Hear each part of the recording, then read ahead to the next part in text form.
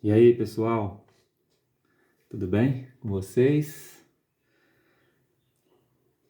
Domingo, estou fazendo esse vídeo aqui para compartilhar gratuitamente o entendimento de um versículo, mais precisamente o capítulo 15 de Lucas,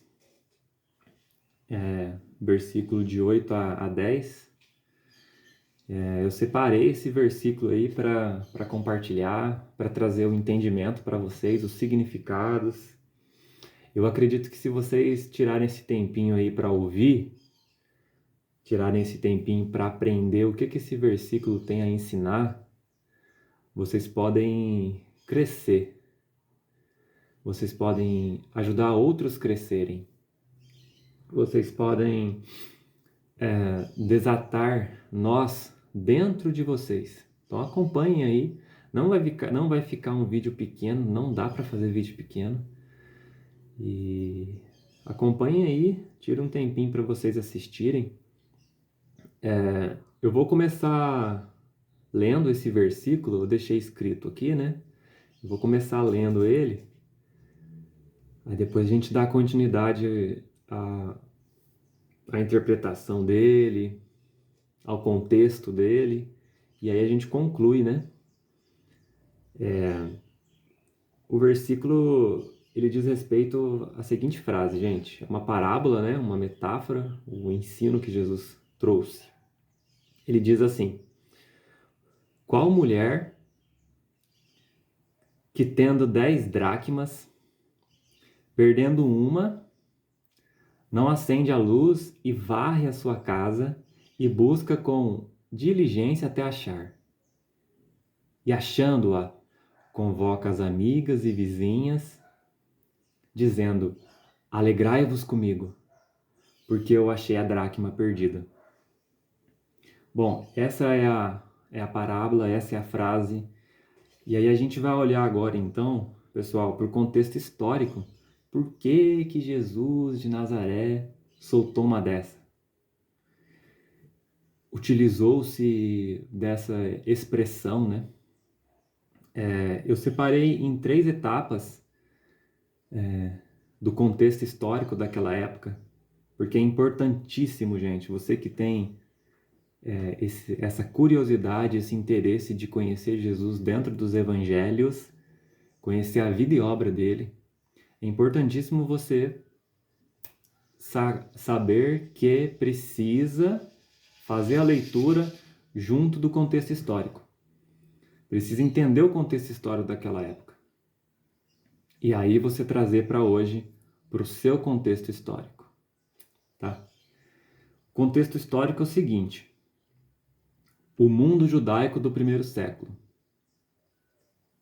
Quando a gente olha o mundo judaico do primeiro século, havia uma divisão enorme lá. Eles estavam polarizados, de um lado os justos e do outro lado os pecadores. Era assim que essa sociedade era dividida. E quem fazia essa divisão era a própria sociedade religiosa. A sociedade religiosa, eles viviam sob os fundamentos de Moisés, sobre as leis do Antigo Testamento, e eram grupos religiosos, os fariseus, os saduceus, escribas, né?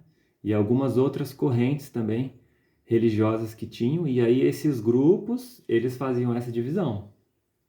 Eles eram os justos, porque eles observavam as leis, e quem não observavam as leis e os costumes e as tradições deles eram os pecadores, os injustos.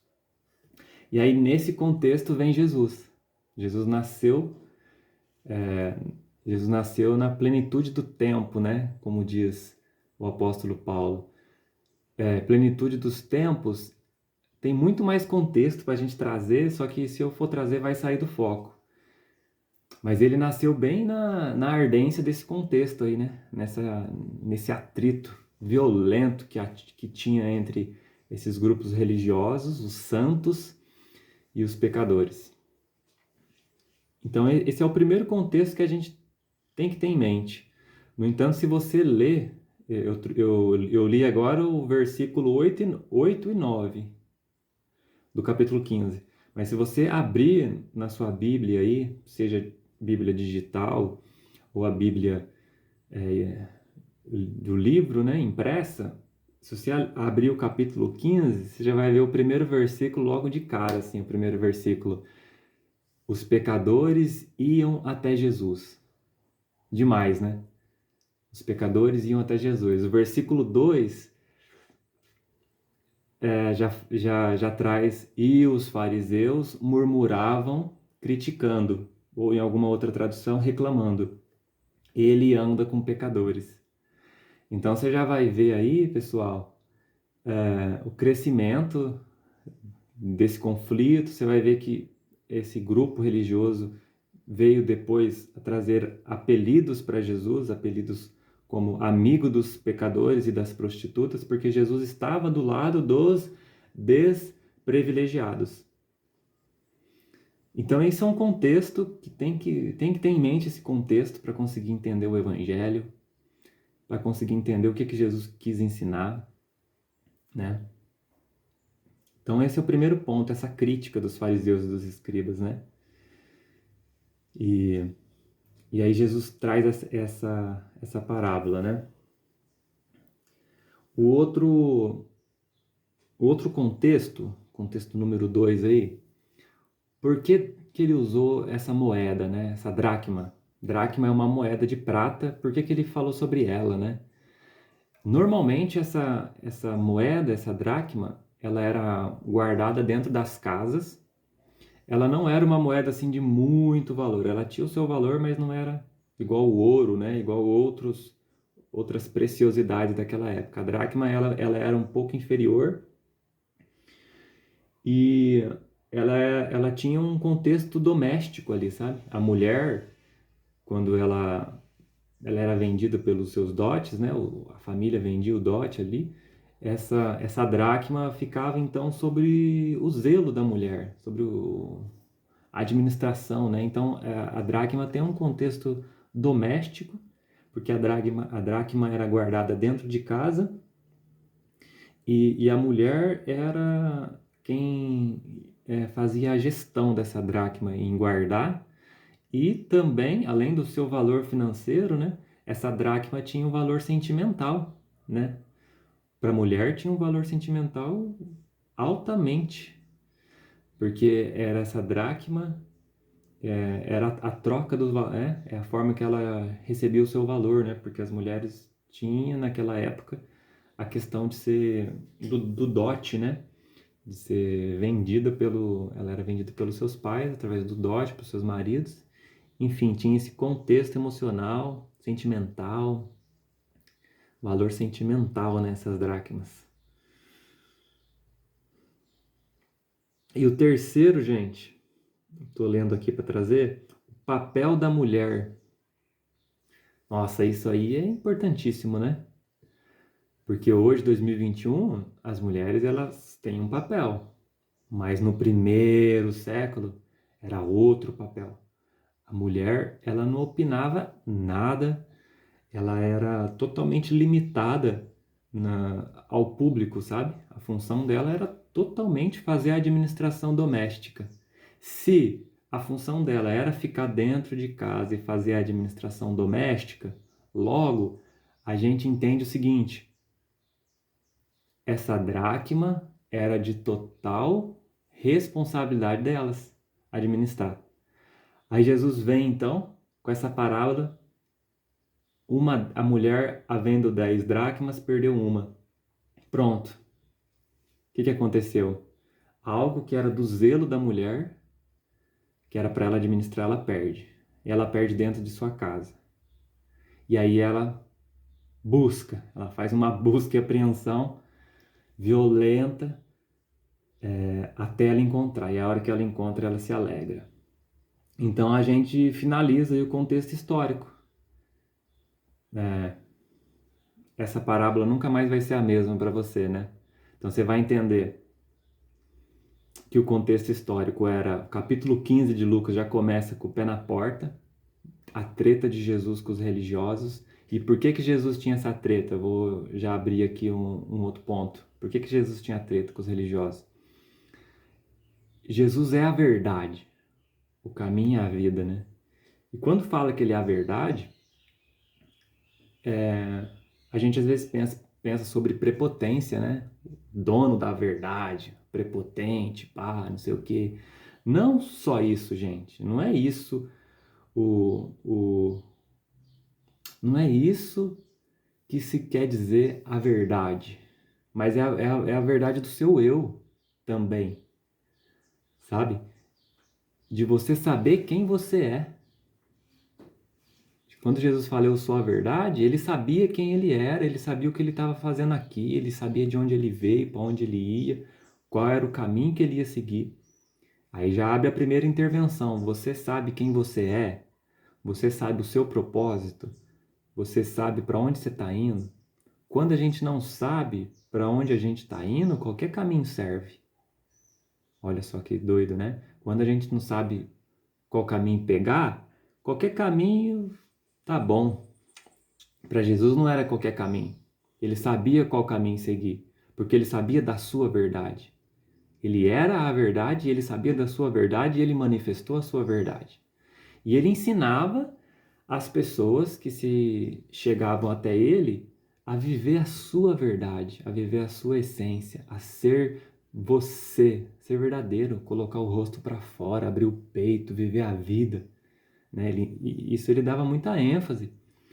E aí a treta nascia porque os fariseus, se você lê os evangelhos, a seção ali, você vai ver que eles eram hipócritas.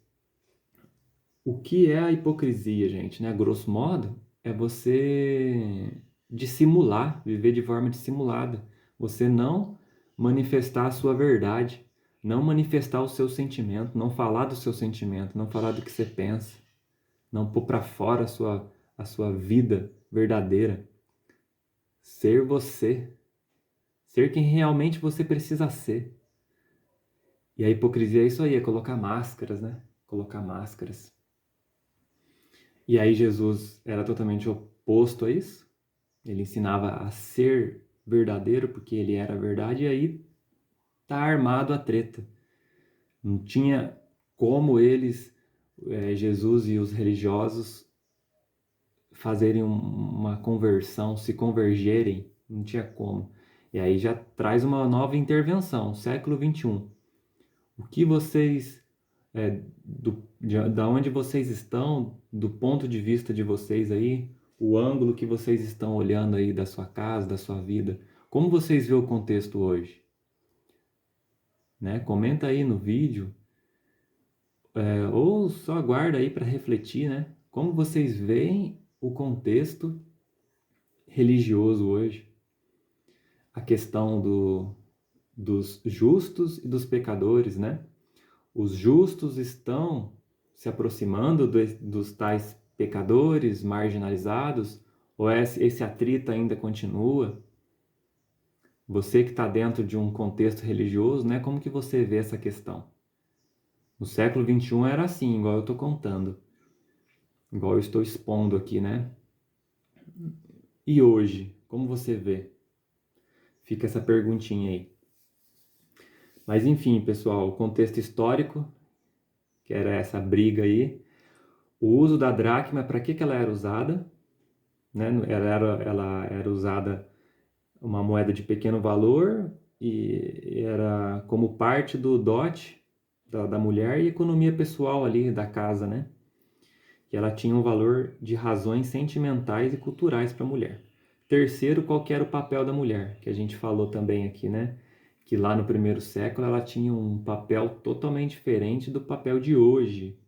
Hoje o papel dela, você pegar uma mulher e contar com, pegar uma adolescente, sentar ela, dar uma aula de história para ela, como que era o contexto histórico da mulher, ela vai ficar de cabelo descabelado, de cabelo de pé. Não vai nem acreditar como que a mulher tinha a vida que tinha naquela época. Então agora, pessoal, para fazer a conclusão disso tudo, e é o que eu interpreto para mim, e eu sei eu sei o que eu interpreto para mim, eu sei que pode vir a trazer significado para você, tenho certeza absoluta disso. Então a gente vai concluir, né, isso tudo, que o ser humano, ele tem dentro dele, eu tenho dentro de mim, você que está vendo esse vídeo, você tem dentro de você um valor enorme, enorme. Jesus, quando ele falou essa parábola, ele não estava se referindo a uma casa, gente, a um apartamento, a uma edícula. Ele não estava se referindo a isso. Foi um símbolo, foi uma parábola, foi uma metáfora. A casa em si é eu, a casa em si é você. E dentro de nós tem essa dracma, dentro de nós tem esse valor perdido dentro da gente, que a gente precisa, enquanto seres humanos, encontrar e resgatar. Porque todos, na sua jornada existencial, em algum momento da vida, escreve isso, em algum momento da vida você vai perder essa dracma dentro de você. Em algum momento da vida você se perde emocionalmente. Em algum momento da vida, podemos dizer que até a gente se perde espiritualmente também. Porque o mundo, se você abrir aí as redes sociais, o entretenimento, ele só serve para adoecer a alma humana, com comparações agressivas, né? Você vê a sociedade doente mesmo, a sociedade totalmente de ponta cabeça. Então, tudo isso influencia o ser humano a se perder. Então, não se culpe e não se cobre se você se achar perdido hoje ou se um dia você já se esteve perdido. Porque isso é comum, não era para ser, mas porque é o que nos influencia, né? Tudo é montado para a gente se perder. E Jesus vem e traz essa intervenção, da gente olhar para dentro de nós, para a gente olhar para o nosso interior, para a gente olhar para o nosso emocional, olhar para o nosso cognitivo, olhar para o nosso espiritual, olhar para quem a gente é e procurar esse valor, procurar com diligência, como diz a parábola, né? Que a mulher perdeu a moeda dentro da casa dela e ela procurou com diligência até encontrar. E que a gente tenha essa coragem de entrar dentro de nós. Que a gente não tenha medo de enfrentar quem a gente é, porque nesse processo de entrar dentro de nós, para encontrar esse valor que a gente tem, que é nosso, para a gente tomar posse desse valor que é nosso, que Deus nos deu, como criaturas, como filhos, né? Como uma centelha divina, como parte desse todo, parte desse Deus, né? Como fragmentos desse ser divino e eterno. Meu, é algo demais, né? Esse valor nosso, a gente precisa resgatar, viver esse valor que a gente tem, sabe? Viver de verdade esse valor. E se a fase sua hoje é de alguém que emocionalmente, falando um pouco agora de psiquismo, de emocional, né, da saúde mental, se a questão sua hoje é de angústia, é de perda existencial, é de uma ansiedade, seja ela pontual ou seja ansiedade já crônica, se você está passando por talvez uma depressão pontual ou uma depressão crônica, quando eu digo pontual e crônica, gente, o crônico é quando já se transforma em severo, que aí fica o fardo muito pesado para a pessoa mesmo conseguir viver sozinha, e o pontual é quando é uma vez no mês, é algo pontual, né, em datas comemorativas, que dá algum gatilho de algo acontecer com a pessoa. Mas se você passa por um momento de perda existencial, saiba que dentro de você tem um valor, que é essa parábola da dracma, que é essa moeda, esse valor. E que se você tiver paciência e fazer essa busca, procurar com diligência, procurar com avidez, procurar sem ter preguiça, procurar sem desanimar, dia após dia você procurar esse valor que é seu, por essência, por natureza. Você encontrando esse valor, é igual a parábola diz, né? A mulher, a hora que ela encontra, ela procura as amigas, as vizinhas, convida elas para comunicar, eu encontrei.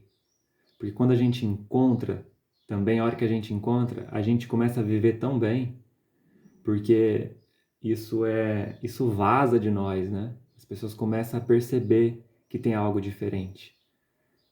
E esse algo diferente é o que a parábola diz. A pessoa encontrou o seu valor, encontrou aquilo que estava perdido. Então, concluindo, galera, o ser humano ele se perde dentro dele. Isso é comum de se perder dentro da gente. E a gente ter essa humildade e enquanto perdidos, se reconhecer perdidos, se reconhecer que precisa de ajuda, se reconhecer que a gente não é autossuficiente, às vezes, sabe? Que a gente precisa desse apoio mesmo, dessa muleta, desse amparo existencial, para a gente conseguir ir caminhando sempre em busca desse valor. A tese humana é isso, gente, é a gente procurar o nosso valor. A vida se define em a gente olhar para dentro, e é interessantíssimo, porque se você olhar religiões orientais, eles vão sempre falar sobre isso, né? Sobre a interiorização. Tá todo mundo falando sobre entrar dentro de si e encontrar esse valor. Encontrar esse valor. E não se sentir culpado, né? Sendo redundante aí, falando novamente sobre isso. Não se sentir culpado se você se encontra perdido. Ou se tempos atrás você se perdeu. Porque essa sociedade doente é isso que acontece. A gente é produto dela. E aí a nossa luta é andar ao contrário. Essa engrenagem. É a gente, enquanto tudo é estimulado a viver para fora, o Instagram, por exemplo, né? Eu tô fazendo esse vídeo pro Instagram e pro YouTube. Ele é para fora. Mas Jesus, ele nos convida a olhar para dentro. Ele nos convida, através dessa parábola, a olhar para dentro da sua casa. Porque dentro da casa, dentro de nós, tem essa moeda que foi perdida e precisa ser encontrada.